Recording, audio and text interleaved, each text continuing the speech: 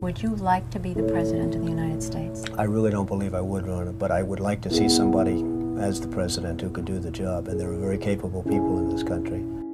Why wouldn't you dedicate yourself to public service? Because I think it's a very mean life.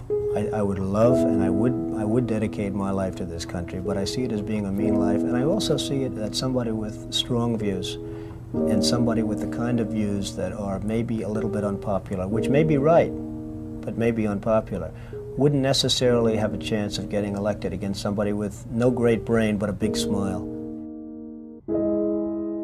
This sounds like political presidential talk to me, and I know people have talked to you about whether or not you want to run. Would you ever? Probably not, but I do get tired of seeing the country ripped off. Why would you not? I just don't think I really have the inclination to do it. I love what I'm doing. I really like it. Also, it doesn't pay as well. No, it doesn't. But, you know, I just probably wouldn't do it, Oprah. I probably wouldn't, but I do get tired of seeing what's happening with this country. And if it got so bad, I would never want to rule it out totally, because I really am tired of seeing what's happening with this country, how we're really making other people live like kings, and we're not. You've said, though, that if you did run for president, you believe you'd win. Well, I don't know. I think I'd win. I tell you what, I wouldn't go in to lose. I've never gone in to lose in my life. And if I did decide to do it, I think I'd be inclined, I would say that I would have a hell of a chance of winning, because I think people, I don't know how your audience feels, but I think people are tired of seeing the United States ripped off. And I can't promise you everything, but I can tell you one thing: this country would make one hell of a lot of money from those people that for 25 years have taken advantage. It wouldn't be the way it's been, believe me. But you might be classified as an Eastern Republican. Fair? Well, I guess you could say that, yes. Which means kind of a Rockefeller, Chase Manhattan Republican? I never thought of it in those terms. How do you define? Are you a Bush Republican? No, I think I'm really, the people that I do best with are the people that drive the taxis. You know, wealthy people don't like me, because I'm competing against them all the time, and they don't like me, and I like to win. The fact is, I go down the streets of New York, and the people that really like me are the taxi drivers and the workers, et cetera, et cetera. I mean, I really get a great response. Why are you a Republican? I have no idea. I mean, I am a Republican because I just believe in certain principles of the Republican Party. You have flirted with the idea of politics. Now you're here at your first national convention. Does that get you interested in possibly making the plunge? Now you have to tell me something. Who told you I flirted? Well, I didn't know that I flirted with. Well, you took out full-page ads in the New York Times to talk about your foreign policy. Some people would say... I do feel very strongly about the country. I love the country. You've become a role model in this country. The reason that your book sells, the reason that your board game sells, is because people are looking to leaders. People are looking for values, and you're one of the people. And it's no... You may dismiss it, but people are talking about, you know, Donald Trump for president. What they're really talking about is Donald Trump, show us the way. Well, be the true white hat. I'm, again, somebody that has a good instinct financially. I have had historically. I've followed markets. I've been going the right direction, whether it's New York real estate or stocks or whatever. I know from a common sense financial standpoint that something has to burst. When a country is losing billions and billions and billions of dollars a year, and when other countries are making hundreds of billions of dollars, something is going to burst, and it's going to start here. I know it. It's a question of when. To me, it's not a question if, it's a question of when. And unless we're going to solve our problem, and the problem is caused by our allies, unless we're going to solve that problem, this country is in very, very big trouble. And I'm not talking recession kind of trouble, I'm talking depression kind of trouble. Would you really like to take over and run the country as you have run your organization? I would much prefer that somebody else do it. I just don't know if the somebody else is there. I don't know if we have the kind of advocate that you need. We need major surgery. This country needs major surgery. Are you the surgeon? I think I do a fantastic job, but I really would prefer not doing it. Are you saying you will take it only if drafted? No, I'm not saying that. I'm saying that I hope that somebody comes along who can be an advocate, and I think that somebody will be so popular But you haven't seen it. He or she will be the most, but I don't see it now. I wish that person were there. But again, I do know one thing. It's not a question. This country is losing hundreds of billions. It's not a question if, it's a question when. I have never understood how this is possible.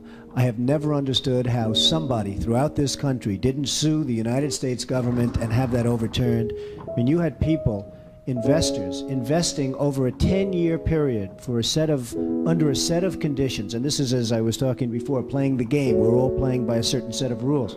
The rules were changed for the government, but they weren't changed for us. I mean, it was an incredible circumstance that happened. And people went bust by the hundreds of thousands. And I hope you weren't one of them in terms of that, but obviously you know a lot of people that were. They changed the rules on taxes. And you have some incredible situations where people guaranteed personally a stream of payments to be paid over a 10-year period based on a stream of tax benefits for perhaps a very good job, like a low-income housing development. Nothing wrong with that, a very positive thing. And after 2 years, they got wiped out with the taxes, and yet they still owed all of this money. And many of these people, most of these people, had to declare bankruptcy. They couldn't pay it. I deal with foreigners all the time. I deal with foreign leaders all the time. I know many of the foreign leaders probably better than a lot of the so-called candidates that are running on the Republican and Democratic tickets. I think I'd get along very well with them. And I think you'd have a lot less gridlock in Washington if I decide to do this and if I won. You know, nobody talks about the soldiers that are coming back with no arms and no legs. And I saw at Mar-a-Lago on Mondays, I make Mar-a-Lago my club that you know about. In Palm Beach. I make that twice now. On a Monday, I let returning Iraqi injured soldiers come to the premises. The most beautiful people I've ever seen, but they're missing arms and legs. They're with their wives, sometimes they're with their girlfriends, and the tears are coming down the faces of these people.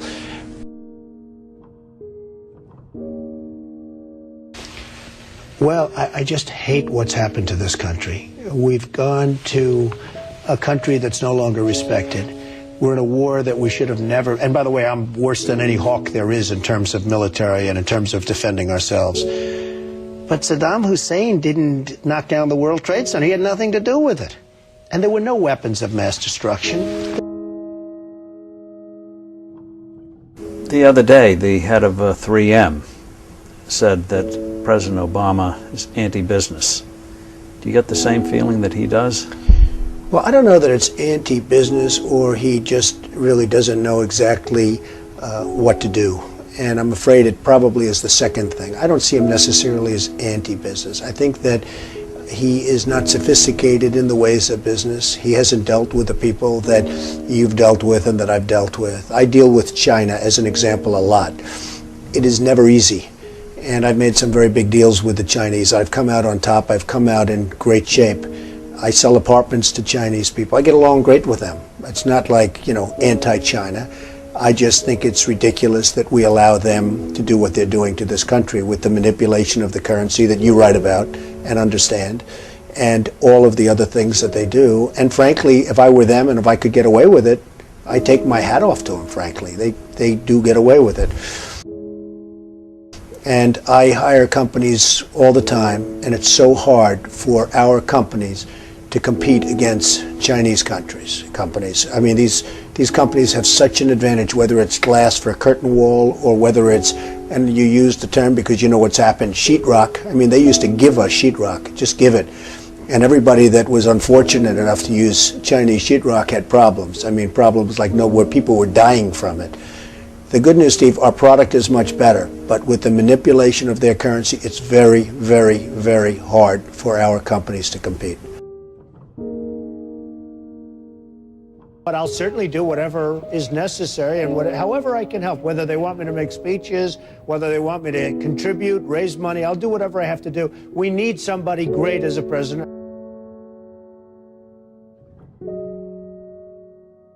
I know that you were mentioning that Aaron and I did a kind of an interesting video not that long ago in August about how things have fallen apart. But at that point, the only people who were saying it were us and you. I was saying it a long time ago. And frankly, they're talking about 50 basis points. I think you should drop it a point, a full, solid 100 basis points, and just sit back and see. And I was actually looking at somebody, a gentleman from Goldman Sachs was saying 175. So that's going to be interesting. But I think that's ultimately going to be happy. And it would be nice if Ben could get now ahead of the curve instead of always being behind the curve. He's behind the curve. Say what you want about Alan Greenspan. He was always slightly ahead of the curve. And that was always brilliant. And he had this incredible reputation.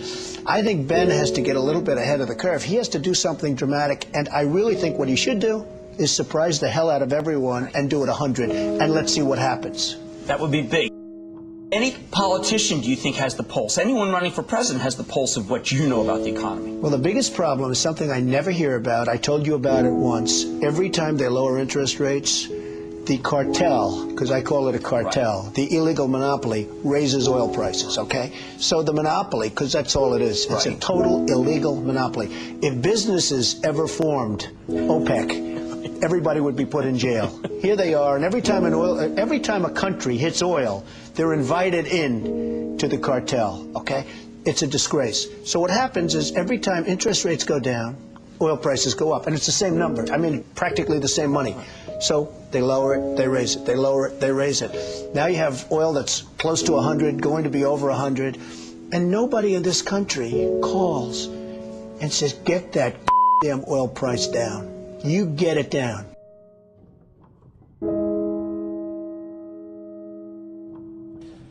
But I have to tell you that our country is in serious, serious trouble. We owe $17 trillion our debt. How do you pay off 17 trillion? Nobody ever heard the expression a number of years ago. The word trillion. We have debt that's beyond belief. We have deficits that nobody can even comprehend. China, which I've been talking about for the last 5 years, yesterday, right in our face, they just devalued their currency. Now, for those that don't understand devaluation, what they're basically doing is saying, we're really ripping you big league. Nobody's ever done it better than us, but now we're going to really do it again. And the reason they did it, and everybody was surprised by it, was because our leadership is so weak and so pathetic that they can get away with it. And believe me, they're taking our jobs, and they're taking a big league. And China's not the only one. You look at other countries, they're all doing the same thing. They have no respect for our leader, and frankly, they have no respect any longer for our great country. And it's so simple to solve. What we need is a strong economy. What we need is jobs. Now, you hear these phony job numbers, 6.7%.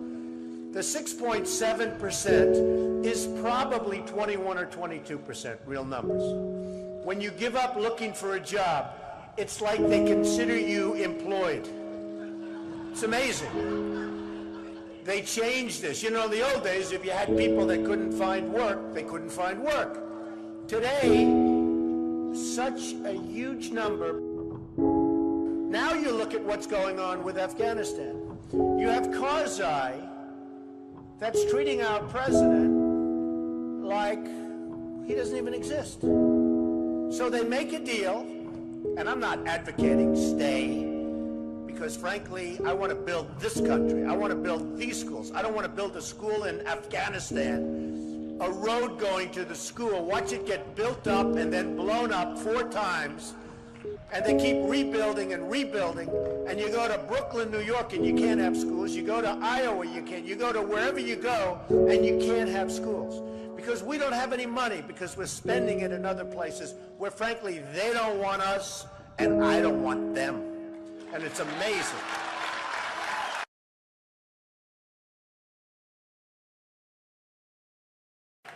Our country is in serious trouble. We don't have victories anymore. We used to have victories, but we don't have them. When was the last time anybody saw us beating, let's say, China in a trade deal? They kill us. I beat China all the time. All the time. When did we beat Japan at anything? They send their cars over by the millions. And what do? When was the last time you saw a Chevrolet in Tokyo? It doesn't exist, folks. They beat us all the time. When do we beat Mexico at the border? They're laughing at us, at our stupidity. And now they're beating us economically. They are not our friend, believe me. But they're killing us economically. The U.S. has become a dumping ground for everybody else's problems. Thank you. It's true. Islamic terrorism is eating up large portions of the Middle East. They become rich. I'm in competition with them. They just built a hotel in Syria. Can you believe this? They built a hotel. When I have to build a hotel, I pay interest. They don't have to pay interest because they took the oil that when we left Iraq, I said we should have taken. So now ISIS has the oil. And what they don't have, Iran has. And in and I will tell you this, and I said it very strongly, years ago, I said, and I love the military, and I want to have the strongest military that we've ever had, and we need it more now than ever, but I said, don't hit Iraq, because you're going to totally destabilize the Middle East. Iran is going to take over the Middle East. Iran and somebody else will get the oil, and it turned out that Iran is now taking over Iraq. Think of it. Iran is taking over Iraq, and they're taking it over big league. We spent $2 trillion in Iraq. $2 trillion. We lost thousands of lives, thousands in Iraq. We have wounded soldiers who I love. They're great. All over the place. Thousands and thousands of wounded soldiers. And we have nothing. We can't even go there. We have nothing. And every time we give Iraq equipment, the first time a bullet goes off in the air, they leave it. Last week I read 2,300 Humvees. These are big vehicles. Were left behind for the enemy. 2,000, you would say maybe 2, maybe 4, 2,300 sophisticated vehicles they ran, and the enemy took them. You're right.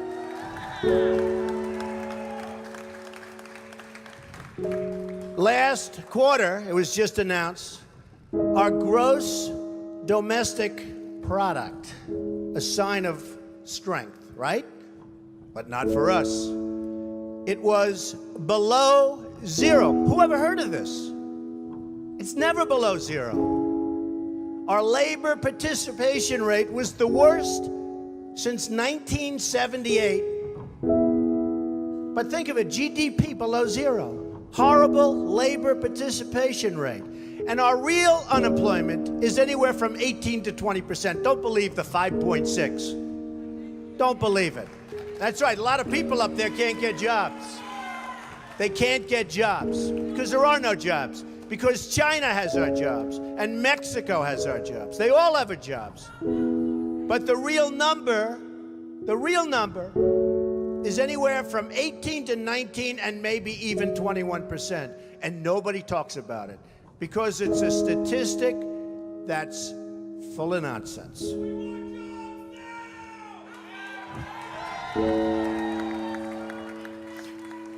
Our enemies are getting stronger and stronger by the day, and we as a country are getting weaker. Even our nuclear arsenal doesn't work. It came out recently. They have equipment that's 30 years old. They don't even know if it worked. And I thought it was horrible when it was broadcast on television, because boy, does that send signals to Putin and all of the other people that look at us and they say, that is a group of people, and that is a nation that truly has no clue. They don't know what they're doing. They don't know what they're doing. We have a disaster called the big lie, Obamacare. Obamacare. Yesterday it came out that costs are going for people up 29, 39, 49, and even 55%. And deductibles are through the roof. You have to get hit by a tractor, literally a tractor, to use it. Because the deductibles are so high, it's virtually useless. It is a disaster. And remember the $5 billion website. $5 billion we spent on a website. And to this day, it doesn't work. A $5 billion website. I have so many websites. I have them all over the place. I hire people. They do a website. It costs me $3. $5 billion website. I have so many websites. I have them all over the place. I hire people. They do a website. It costs me $3. $5 billion website.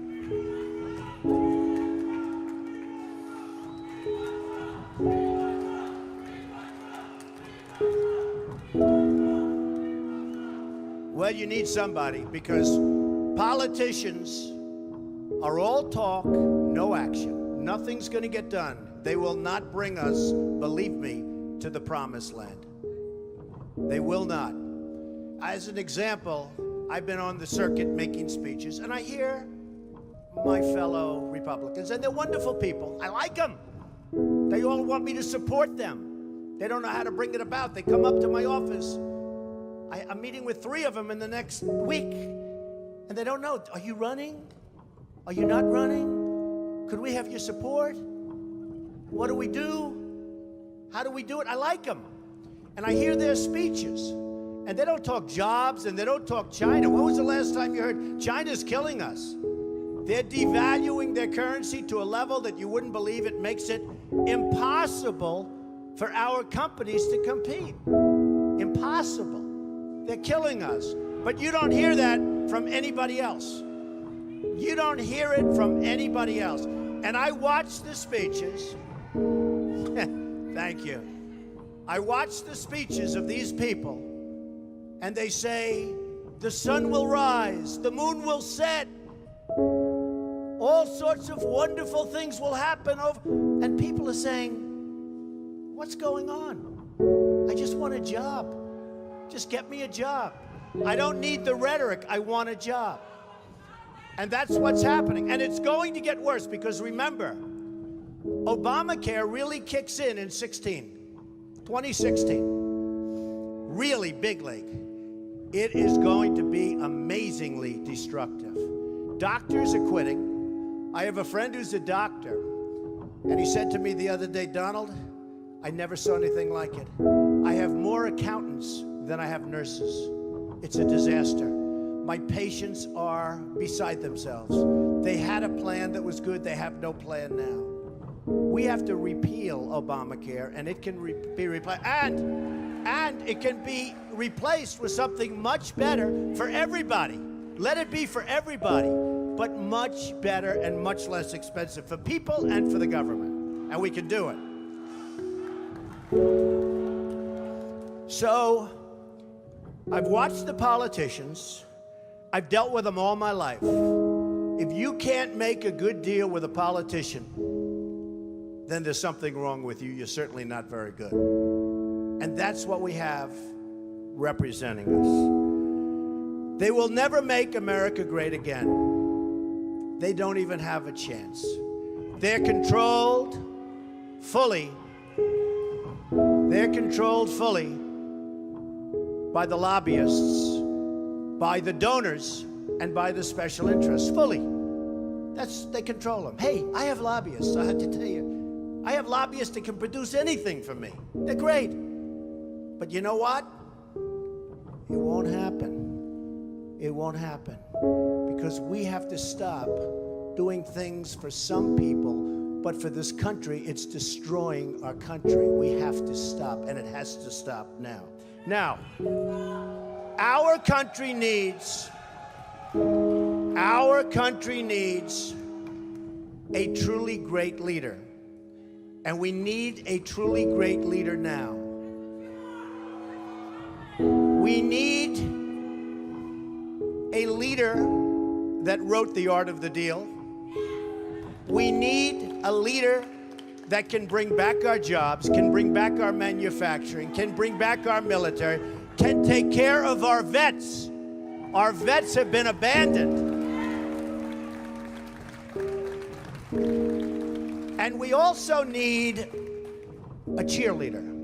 You know, when President Obama was elected, I said, well, the one thing I think he'll do well, I think he'll be a great cheerleader for the country. I think he'd be a great spirit. He was vibrant, he was young. I really thought that he would be a great cheerleader. He's not a leader, that's true. You're right about that. But he wasn't a cheerleader. He's actually a negative force. He's been a negative force. He wasn't a cheerleader, he was the opposite. We need somebody that can take the brand of the United States and make it great again. It's not great again. We need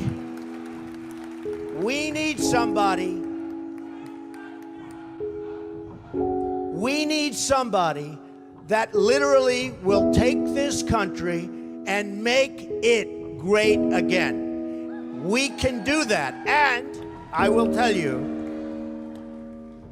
I love my life. I have a wonderful family.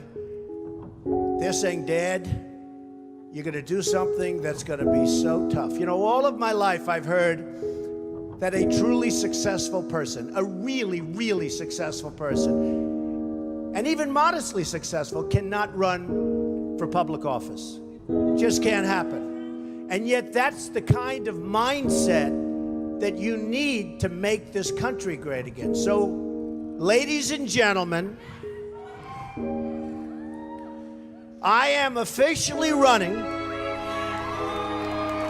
for President of the United States, and we are going to make our country great again.